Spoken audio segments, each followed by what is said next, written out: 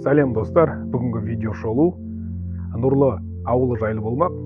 Қазірде бұл ауыл Алматы облысы Еңбекшіқазған ауданына қарайды. Ауылдың құрылған жылы 1985 жылы Қонаев атамыздың бастамасымен салынған. Бұл ауыл Совет үкіметі кезінде сүттен рекорд орнатқан. Осы ауылдың Байсейітке бара жатқан жерде сүт фермасы болған. Үлкен, өкінішке орай, немесе қуанышқа орай Совет үкіметі тарағаннан кейін ол ферма жабылып, ауылдан халық қалаға қарай безіп, яғни жұмыс табу мақсатында. Сол себептен ауылдың көрінісі қазір осылай.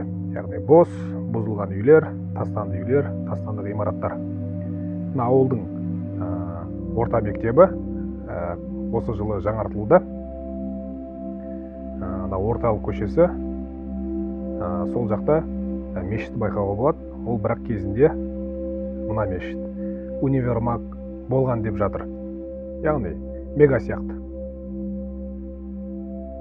Мына ауылда асхана болған, летающий тарелка сияқты. Қазірде бұл бос, тастанды. Ауылдағы орталық магазин, дүкен. Крышасын, яғни шатырын қарасаңыздар, уже тесіліп құлауға таяп тұр. Ауылдың жанында осындай жел энергиясынан желден энергия алатын осындай турбиналар орнатылған.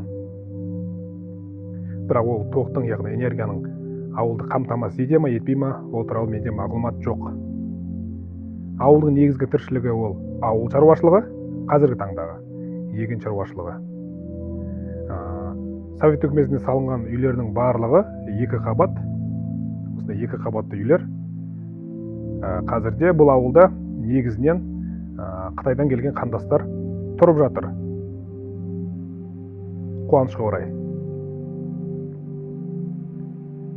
Міне, ауылдағы үйлердің көрінісі осындай, екі қабатты.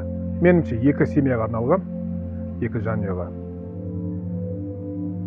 Жалпы ауылдың жағдайы осындай. Менде бар мағлұмат осы ғана. Кімде көбірек мағлұмат бар, комментарий қалдырып кетсеңіздер болады. Сау болыңыздар.